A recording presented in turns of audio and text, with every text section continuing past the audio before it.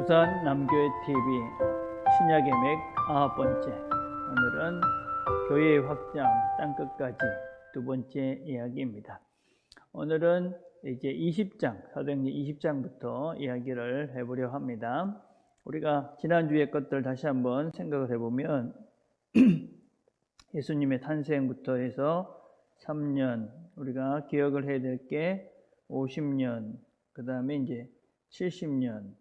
그래서 바울의 전도 여행이 이제 52년까지가 2차 전도 여행이었고, 52년부터 57년까지가 3차 전도 여행이라고 그랬습니다. 자, 57년부터 이제 바울이 2년 동안 이제 가이사랴, 예루살렘에 갔다가 가이사랴에 구금이 되어집니다. 그곳에서 2년 동안 있게 되어지고, 그리고 이제 로마로 가면서 이제 61년에 이제 로마에 도착을 하게 됩니다. 그리고 63년까지는 바울이 이제 자유로운 몸으로 이렇게 로마에 거주하는 시간이 되어지고, 그다음에 우리가 65년까지는 조금 더 자유의 몸이 돼서 이제 스페인 선교를 했다, 그런 얘기를 합니다. 그리고 이제 우리가 65년이 납시다. 65년도에 돌아와서 이제 마지막 이제 편지를 쓰고 이제 순교를 하는 것이 이제 바울의 삶입니다. 그래서 오늘은 이제 57년 이후부터 되어질 이야기들을 같이 나눠보려 합니다. 자, 사도행전 20장의 이야기는 바울이 이제 3차 전도 여행을 마무리하면서 이제 에베소에 있는 장로들을 불러다가 이제 마지막 당부를 하고 있는 이야기가 이 사도행전 20장의 핵심적인 내용입니다. 이 장로들을 부르기 전에 이 바울이 했던 한 사건을 거기다가 이제 기록을 하고 있습니다. 우리가 잘 알고 있는 유두고라는 사람을 살리는 이야기입니다. 바울이 이제 그 동네에 갔을 때 이제 사람들이 이제 그 말씀을 들으러 모입니다. 그 중에 하나가 유두고라는 청년이 있지요. 그 유두고라는 청년은 아마 늦게 온 것 같습니다. 아마 종일 가능성이 많죠. 3층에 있다가 떨어져서 죽게 되어집니다. 근데 그걸 이제 바울이 이제 살려주는 이야기입니다. 사실은 우리가 이제 이런 유두고 같은 사람들의 이야기가 대단히 소중한 것이지요. 늦은 시각에 얼마나 피곤한데도 말씀을 들어왔고, 그 잠을 깨기 위해서 3층 난간에 앉았으니까 얼마나 위험을 무릅쓰고 말씀을 들었는가, 이런 것들을 볼 수 있죠. 그런데도 그게 이제 참아지지 않을 정도로 그런 상태가 바로 이 유두고가 처했던 상태입니다. 그런데 이제 이런 사건들은 단지 그렇건 교훈적인 그런 사건으로만 볼 것이 아니라, 우리가 이제 그 바울의 사역들을 계속 보면 그 사역이 다 예수님께서 하셨던 그런 사역들을 따라서 기록하고 있다 하는 것을 볼 수가 있습니다. 그래서 우리가 이제 오늘 보면 바울은 이제 유두고를 살리지 않습니까? 근데 베드로는 누구를 살립니까? 베드로는 우리가 도로가를 살리는 이야기가 나오잖아요. 예수님은 또 나사로를 살리는 이야기들이 나옵니다. 그래서 우리가 이런 사건들을 보면서 동일하게 예수님이 하셨던 그런 일들, 또 예수님께서 역사하셨던 그런 일들이 베드로를 통해서, 바울을 통해서 지속적으로 이렇게 이루어져 가고 있음을 보여주고 있는 장면들이 바로 이런 유두고를 살리신 그런 사건들이다라고 할 수 있습니다. 자, 우리가 이제 여러분이 가지고 있는 교재를 보시면 에베소 장로들을 고남, 그래가지고 이제 17절에부터 나와 있습니다. 바울이 이제 밀레도에서 에베소까지 갈 시간이 없었던 것 같아요. 그래서 이제 장로들을 불러서 마지막으로 자기가 3년 가까이 수고하고 애썼던 이 에베소 교회를 부탁을 하면서 마지막 공고를 하고 있는 것이죠. 장로들을 불렀다. 이제 어느 정도 이제 어떤 체계가 되어져서 이제 교회의 지도자로서 장로들이 세워져 있음을 우리가 볼 수가 있습니다. 자, 그 다음에 이제 바울이 이제 그들을 어떻게 섬겼는가 하는 것들을 이제 19장에서 21절 볼 수 있고, 그러고 난 다음에 이제 교회를 부탁합니다. 이제 우리가 이 내용을 이제 28절에서 35절까지의 이런 내용들을 좀 간단하게 이제 크게 세 가지로 요약을 하면, 무엇보다도 이제 여러 가지 어려움이 있을 것이다, 이런 이야기입니다. 그래서 그래서 이단들이 올 것이다. 그다음에 내부적인 어떤 그 혼란도 있을 수 있을 것이다. 뭐 이런 이야기들을 하죠. 그래서 이제 이런 어려움이 있을 것이니까 준비해라. 그런 것들 있죠. 그다음에 이제 말씀에 의탁한다. 그래서 내가 너희들에게 가르친 이 말씀을 잘 기억해라. 이 은혜의 말씀을 꼭 기억하라. 그렇게 이제 이야기를 하고, 마지막 당부가 무엇이냐면 약한 자들을 돌보라.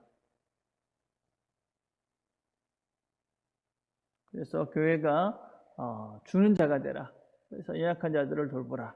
이게 이제 바울이 에베소 교회의 장로들을 불러서 했던 이야기들의 이제 핵심적인 내용이죠. 여전히 우리에게도 필요하고 유용한 얘기다라고 할 수 있습니다.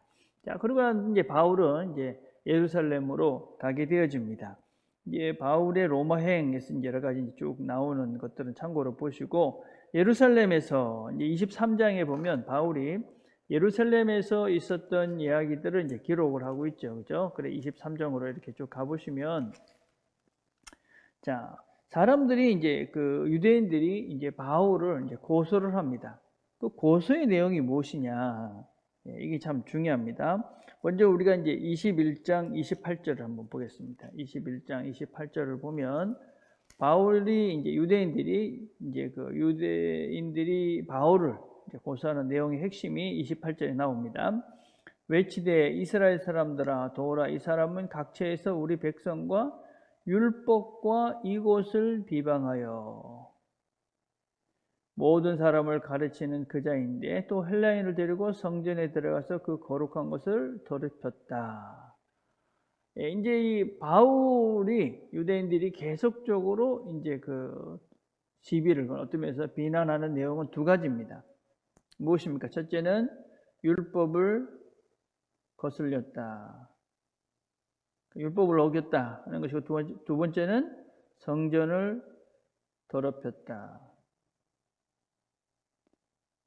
이 제목은 똑같습니다. 스데반이 순교를 당할 때도 이 사람은 율법을 어기고 그다음에 성전을 더럽혔다. 예수님도 마찬가지죠. 예수님이 이제 십자가에 달려 죽으신 두 가지 이제 가장 근본적인 것은 율법을 어기고 안식일을 어기고 그다음에 성전을 모욕했다. 성전 모독죄, 이게 이제 예수님의 그런 죄들이죠. 똑같은 그런 죄로 사실은 똑같은 그런 유대인들의 주장에 따라서 예수님도 그다음에 스데반도 이제 바울도 이들에게 이제 고소를 당합니다. 근데 이제 바울은 뭐라고 자기를 변명하고 있느냐 하면, 자, 바울의 이제 변명이 이제 쭉 이렇게 나옵니다. 자, 그러면서 바울은 자기가 23장에 가면 오늘까지 나는 범사의 양심을 따라 하나님을 섬겼다. 그래서 자기는 율법을 잘 지켰다. 그런 얘기를 합니다. 그러면서 이 자기가 실제적으로 이렇게 고소를 당한 이유를 6절에서 이야기합니다. 바울이 그중 일부는 사두개인이요 나머지는 바리새인인 줄 알고 공회에서 외치르되 여러 형제들아 나는 바리새인이요 바리새인의 아들이라. 죽은 자의 소망 곧 부활로 말미암아 내가 심판을 받노라. 여러분, 바울이 이렇게 그 문제가 생긴 이유가 뭐냐? 그건 부활을 증거했기 때문이다. 그것입니다. 사실은 이제 바리새인과 이제 사두개인들은 그 부활 때문에 심각하게 다툼이 있었죠. 그렇지만 바리새인들은 부활을 믿었어요. 그럼에도 불구하고 이 바울이 증거하는 그 부활을 증거했다고 바울을 실제로는 박해하는 것이다. 그래서 너희들 그 유대인들을 향해서 너희들 정말 믿고 있는 것은 무엇이냐? 이렇게 이제 질문을 던지고 있는 것이 바울이 예루살렘에서 자기를 변명하고 있는 그런 내용들이다라고 할 수 있습니다. 자, 24장부터는 이제 바울이 이제 그 가이사랴에 이제 끌려가게 되어집니다. 그래서 예루살렘에서 이제 그 유대인들이 바울을 죽이려 하니까 천부장이 군인들을 데리고 군인들 호위 속에 예루살렘에서 이제 가이사랴, 그러니까 유대의 총독의 본부가 있는 그곳으로 이제 바울을 이제 호송하게 되어지죠. 그곳에서 바울은 약 2년 동안 머뭅니다. 2년. 그리고 거기서 3번의 설교를 하게 되어집니다. 어떤 면에서 변증이죠. 그래서 첫 번째는 이제 벨릭스 앞에서 하게 되고, 두 번째는 베스도 앞에서 하게 됩니다. 그리고 이 아그리빠는 아그리빠 2세입니다. 자, 근데 이제 벨릭스는 이제 유대 총독이었다가 바울이 이제 로마 시민인 것을 알고 또 돈이 있다고 생각해서 그럴 이유가 없는데도 붙잡아둡니다. 2년 동안 있게 되죠. 그리고 그게 임기가 마치고 이제 돌아가게 되고, 그 다음 총독으로 오는 사람이 이제 베스도입니다. 다시 베스도가 이 바울의 이제 이야기를 듣습니다. 그리고 이제 아그리빠 왕도 그때 이제 헤롯이죠. 이제 헤롯 아그리빠 왕이 이제 그 당시에 분봉 왕이었으니까 그 사람도 이 바울의 이제 말씀을 듣습니다. 그러고 난 다음에 그들이 내린 결론입니다. 그게 26장 31절입니다. 바울이 3번에 거친 설교, 그리고 그들이 이 설교를 다 듣고 난 다음에 그들이 내린 결론, 그게 이제 26장 31절입니다. 자, 30절부터 읽어보면, 왕과 총독과 버니게와 그 함께 앉은 사람들이 다 일어나서 물러가 서로 말하되, 이 사람은 사형이나 결박을 당할 만한 행위가 없다 하더라. 이에 아그리빠가 베스도에게 이르되, 이 사람이 만일 가이사에게 상소하지 아니었더라면 석방될 수 있을 뻔하였다. 그러니까 공식적으로 저그들이 알기로도 이 사람 죄가 없다. 도대체 우리가 이 설교를 듣고 그의 변명을 들어보고 내용을 파악해 보니 그런 죄가 없다. 사실 누가가 이제 이야기하고 싶은 그런 핵심이기도 합니다. 이 바울, 그리스도인들은 이 누가 봐도 특별히 유대의 그 총독으로 있는 로마의 그런 관원들이 봐도 이 사람은 죄가 없는 사람이다. 그런 거를 이제 설명을 하고 있는 장면이 이제 26장 31절과 32절이다라고 할 수 있습니다. 자, 그래서 이제 바울은 그런 자기가 이제 로마 시민이었고, 그래서 로마 황제에게 상소를 했기 때문에 결국은 이제 로마로 끌려가는 과정을 이제 겪게 됩니다. 그게 이제 27장부터죠. 그래서 우리가 아는 이제 미항에서, 자, 미항에서 우리가 어떤 일들을 겪게 되어집니까? 바울이 이제 이야기를 하죠. 이 항로는 참 어렵게 될 것이다. 많은 타격, 많은 생명, 또 많은 물질도 손해를 보게 될 것이다. 그런데 이제 27장 11절에 보면, 백부장이 선장과 선주의 말을 바울의 말보다 더 믿더라. 아주 당연한 것이죠. 네, 이 바울은 그냥 율법자고 죄인인 주제인데, 거기다가 선장은 오랫동안 경험을 가졌던 사람입니다. 그래서 당연히 이제 백부장의 생각은 이 사람 말을 믿는 것이 맞죠. 우리가 일반적으로는 그렇습니다. 그래서 우리가 상식적인 그런 선들이 물론 있고 상식적인 지식들이 필요한 것이 대부분이지만, 그러나 우리는 종종 또 우리의 삶 속에서 우리가 보지 못하는 세계도 있다 하는 것은 늘 염두에 둘 필요가 있는 것이지요. 그래서 결국 그 항해는 시작되어지고 우리가 잘 아는 유라굴라라는 그런 태풍을 만나게 되어집니다. 전혀 희망이 없었다. 그래서 20절에 보면 이렇게 이야기를 하고 있습니다. 여러 날 동안 해도 별도 보이지 아니하고 큰 풍랑이 그대로 있음에 구원의 여망마저 없어졌더라. 그래서 도저히 희망이 없어 보이는 그때. 근데 이제 뭐라고 얘기해? 24절에 보니까, 바울아 두려워하지 말라. 내가 가이사 앞에 서야 하겠고 또 하나님께서 너와 함께 항해하는 자들을 다 내게 주셨다 하였으니. 이 여러 가지 태풍이 있지만 한 사람 바울 때문에, 바울이 가이사 로마까지 가야 되기 때문에 하나님은 그 바울을 지키기 위해서 이 함께하는 사람들을 지켜주십니다. 그래서 나중에 성경에 보면 바울 때문에 살아난 사람들이, 그 항해로 인해 살아난 사람들이 276명이나 되었다. 그렇게 이제 기록을 하고 있습니다. 그래서 우리 때문에 사실은 사람들이 살아나야 되는 것이죠. 우리 각자가 있는 처소에서, 내가 있는 그곳에서 나 때문에 사람들이 평화를 누리고 또 어떤 면에서 화목을 누리고, 나 때문에 새로운 생명이 시작되고, 이게 이제 그리스도인이 돼야 되는데, 나 때문에 지금 참 우리가 여러 가지 마음이 아픈 일들을 그리스도인들 때문에 당하는 아픔들을 보고 있습니다. 자, 그리고 난 다음에 이제 풍랑 중에 도착한 섬이 멜리데 섬입니다. 아까 멜리데 섬에 도착했는데 바울이 이제 독사에 물리잖아요. 그러니까 사람들이 죄인이다. 이 사람은 이제 하나님의 저주를 받은 사람이다. 막 그렇게 이야기를 하죠. 그렇죠? 예. 그런데 안 죽습니다. 그러니까 또 뭐라고 그럽니까? 이 사람은 신이다. 뭐 이렇게 또 얘기합니다. 이게 참 이런 것들이 우리가 그냥 보이는 현상만으로 뭔가를 판단하려 할 때 저지를 수 있는 금방 살인자에서 금방 하나님이 되는, 우리가 기본적인 어떤 바르지 못한 그런 철학들이, 어떤 기본적인 신앙의 근간들이 없으면 나타나는 현상들 때문에 너무 우리가 이렇게 저렇게 흔들릴 수밖에 없게 되지요. 그래서 우리가 신앙의 근간이 튼튼하면 뭐 이것도 저것도 우리가 잘 분별해낼 수 있는 능력도 생기게 되어집니다. 자, 그러고 난 뒤에 이제 로마에 도착을 합니다. 자, 우리가 이제 로마에 도착을 했을 때 다시 한번 조금 확인을 해보면 그게 이제 한 61년경이다 보통 얘기를 합니다. 우리가 61년부터 한 63년까지는 바울이 거기는 좀 자유롭게 이제 일종의 이제 가택연금 상태였다. 보통 그렇게 얘기합니다. 그래서 그때 쓴 편지가 우리가 잘 아는 이제 옥중서신 이렇게 이야기하는 에베소, 그다음에 빌립보서, 그다음에 골로새서, 그다음에 우리가 이제 빌레몬서. 자, 그래서 이 바울이 이제 감옥에 있으면서 일종의 이제 감옥 생활을 하면서 이제 쓴 편지들이 이제 옥중서신이다 얘기하는 이 네 권의 책입니다.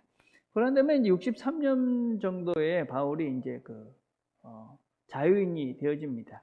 그래서 바울은 그때 이전부터 자기가 원했던 서머나 선교를 하게 되어집니다. 15장 23절을 여러분 한번 펴보시면, 15장 23절을 펴보시면 거기에 이런 말씀이 있습니다. 23절에 보면 이제는 이 지방에 일할 곳이 없고 또 여러 해 전부터 언제든지 서본하러 갈 때에 너에게 가기를 바라고 있었으니.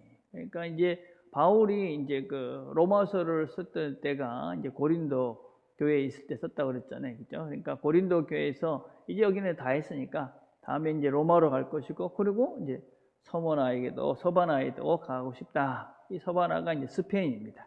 그래서 바울은 이제 여러 가지 이제 후대의 여러 기록을 보면 63년에 좀 자유로운 존재가 되어졌고, 그래서 64년부터 한 65년까지 이 스페인 서바나 선교를 했다.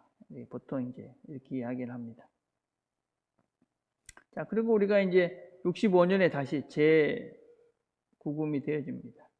그래서 다시 감옥 생활을 하게 되어지는데, 이때 쓴 책이 이제 마지막 쓴 책이죠. 그죠? 디모데 전후서, 그다음에 이제 디도서가 이때 쓰여졌다. 보통 우리가 이제 얘기합니다. 이 마지막으로 쓰여진 이 책들은 바울이 어떤 믿음의 목회의 자기 후배들이었던 영적인 아들이었던 디모데와 디도에게 쓴 편지입니다. 그래서 우리가 이것을 목회 서신이다 이렇게 이제 부르기도 합니다. 자, 그러고 난 다음에 이제 66년쯤에 바울은 이제 순교를 당했다 하는 것이 일반적인 그런 내용들이죠. 자, 이제 한번 이제 정리를 좀 해보려고 그럽니다. 이제 제가 이제 마지막 정리해 놓은 게 이제 3번에 보면 바울의 세 장소 그렇게 되어 있습니다. 자, 여러분 이제 바울하면 제일 먼저 떠오르는 장소는 어디입니까? 다메섹이죠. 자기가 하나님을 만난 장소 그렇게 이제 얘기할 수 있겠죠. 두 번째 장소가 어디에 있을 것 같아요? 뭐 여러 가지 여러 사람들이 얘기할 수 있겠죠, 그렇죠? 제가 생각하기에는 이제 에베소죠. 자기의 사역의 모든 것들을 이제 어떤 면에서 사역에 제일 이제 꽃을 피웠던 곳, 그리고 이제 제자들을 양육하고 거기에 어떤 면에서는 믿음의 그런 장로들을 세우고 그곳에서 최종적인 자기 사역을 정리했던 장소다.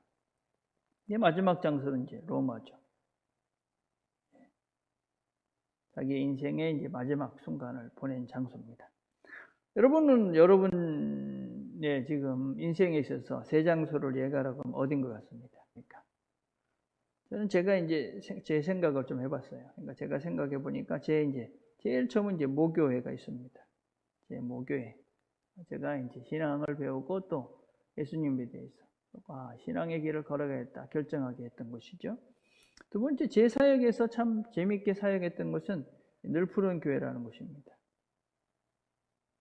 하나님께서 함께 해주셔서 여러 가지 열매도 참 맺고 또 여러 가지 사역의 즐거움들을 경험케 했던 것이죠. 아직까지는 지금 제가 생각하는 내 사역의 이제 지금까지의 마지막 장소는 이제 부산 남교회죠. 하나님께서 또 저에게 어떤 이제 사역의 이제 끝마무리를 하게 될까, 하실까 그런 기대를 가지고 이제 사역하는 것이 이제 부산 남교회입니다. 자, 여러분들은 어떻습니까? 여러분들의 삶을 한번 돌아보시면서 여러분 각자가 인생에 있어서 이런 장소들을 한번 생각해 보시고 또 지금 여러분에게 주어진 그 장소, 그곳에서는 어떤 의미가 있는 것인가 이런 것들을 생각해 보시고 사실 사도행전은 이제 끝을 맺지 않습니다. 열린 상태로 열어놓죠. 그래서 이제부터는 우리가 그 성령의 역사를 이어가야 되는 존재들이다. 뭐 이렇게 우리 자신들을 이제 정의하고 이제 그 일들을 감당해 가야 되는 것이죠. 그래서 여러분 각자에게 주어진 그 장소, 또 여러분에게 또 허락되어진 땅끝 이런 것들을 생각하시면서 하나님의 성령의 역사를 이어가는 다음 세대로 이어가는 저와 여러분이 되었으면 좋겠습니다. 기도하겠습니다. 하나님 아버지 감사합니다. 오늘 또 저희들이 이제 사도행전을 전체적으로 잘 살펴보았습니다. 각자에게 주신 말씀들을 잘 기억하고 우리의 삶 속에서 하나님께서 일하시는 그곳들 또 그곳을 기대하면서 오늘도 우리에게 맡겨진 일들에 최선을 다해가는 우리 모두가 되도록 은혜를 베풀어 주옵소서. 예수님의 이름으로 기도드립니다. 아멘.